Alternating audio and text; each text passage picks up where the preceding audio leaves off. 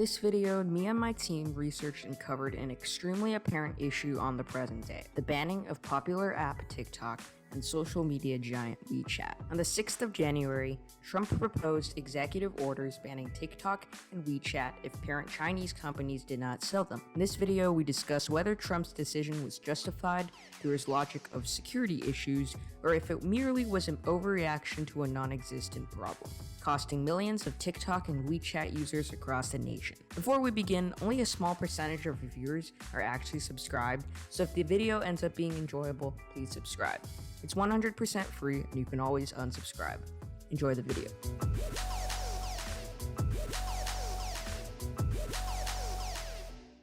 TikTok and WeChat have swept the world faster than any previous social media platforms. In recent weeks, controversy has erupted about these two platforms. TikTok, the hub of Gen Z and millennial culture, has inspired many people to create a variety of short videos of all kinds. However, recently, TikTok has been attacked by people of all ages, saying that their information on the platform is being stolen by the government of the People's Republic of China. China is ruled by the Chinese Communist Party, or the CCP, something considerably dangerous and possibly a threat to the safety of the nation. The same logic applies to social media giant WeChat, one that highly communicates with the CCP and may also potentially leak important information to China. Today we investigate whether this threat is truly worthy of a response this large, and a detailed look into Trump's controversial executive order to ban both platforms. Like with many other social media platforms, TikTok and WeChat collect the data of their users and store it.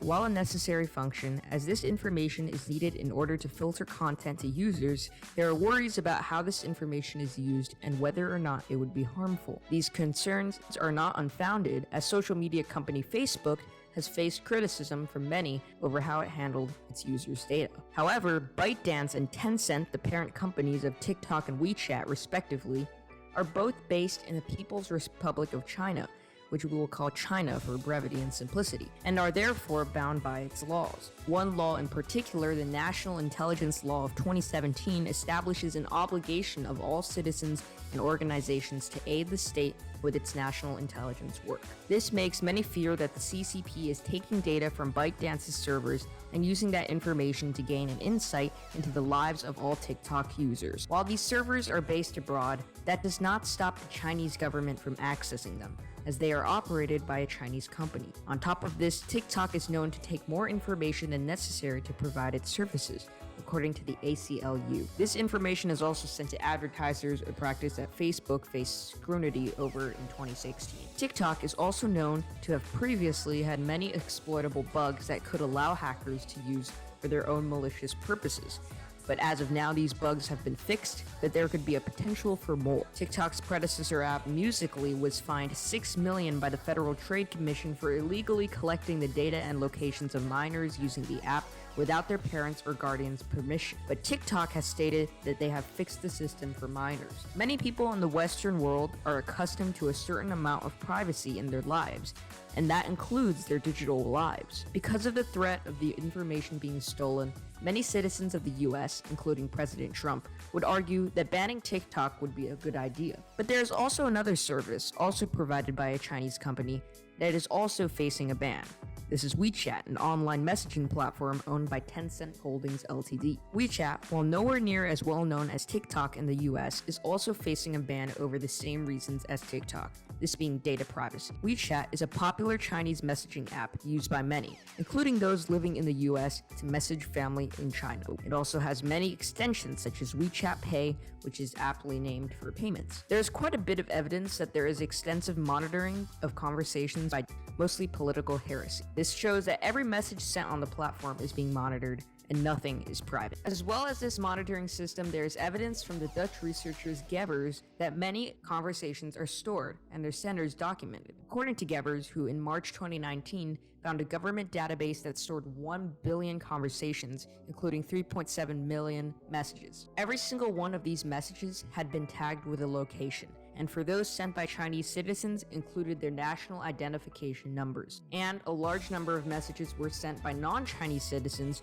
with US citizens making up a large percentage of these messages. This makes many feel that Chinese government is actively trying to work out what they are doing, where they live, and who they are in contact with. You may wonder what the Chinese government can do with all this information. National Security Advisor Robert C. O'Brien answers this question in a speech he made on June 24, 2020 in Phoenix, Arizona. Quote unquote, the same way it uses data within China's borders to target, to flatter, to cajole, and to influence, to coerce, and even to blackmail individuals to say and do things that serve the party's interests. Through the actions stated, the CCP could also track and hack into the accounts of classified US personnel and influence elections, along with many other things. Overall, the CCP could be a major threat to the US with all this info, especially right now, where tensions are at a high. The US does not necessarily have to go as far as to completely ban TikTok and WeChat altogether. In some ways, as a foreign-owned app, it is easier to regulate than an American tech platform. The US government could use this to their advantage and solve TikTok and WeChat privacy concerns by requiring the companies to open source key parts of their software, such as algorithms. If TikTok and WeChat also allowed inspections and records of their data collection practices and imposed strict controls over how Chinese employees access data, the public and nation's concerns could be quelled. This could then not only solve the problem of TikTok and WeChat, but also lead to changes in domestic companies such as Facebook and Google, allowing a new age of internet privacy and safety. If TikTok and WeChat are banned, this could set a precedent for banning apps that the government has any problems with, a future we must avoid. It is a much better solution to work with the companies to make better apps and practices. In addition to this, the Trump administration, as of August 7th, hasn't released any evidence themselves of malicious data collection or practices. So why should our government ban an app that they don't have evidence against? Well, there could be many reasons why, with basically all of them being political. The US and China have been divided and fighting over a wide range of topics, such as dominance in the South China Sea, security concerns over Chinese company Huawei, COVID-19, tariffs, and many others. Though the US government has legitimate concern over Chinese data collection, the main driving force behind the threatened bans could be a political power play against China instead of actual concern. Another factor to take into account is how many users of TikTok played President Trump's seats, preventing many of his supporters from attending the campaign rally in the middle of a pandemic. This could have potentially played a small part in President Trump's decision to threaten to ban TikTok, and if so, would be something a president should definitely not do, act in the interests of their campaign while on the job. One thing to note though is that TikTok also has a sizable fan base of Trump supporters. The practice of bullying apps into selling also seems like a tactic the US would completely condemn if the roles were switched. Just think about it, if a US rival such as Cuba claimed that there were security flaws in a US app and threatened to ban it unless the branch that operates in Cuba sells it to a Cuban company, the US government and public would be all up in arms. Though it seems justifiable in the average US citizen's perspective, looking at the issue with changed roles shows just how broken the government is handling the situation. If motivated by political frustration, this could be considered a baseless limitation of the freedom of speech, a right that Americans are afforded in the Constitution. This would cause concerns, as the government is not permitted to limit the freedom of speech due to political reasons outside of a crisis, a state that we are not in. Aside from constitutional concerns, there are also the impacts to the average person to take into account, especially when it comes to WeChat.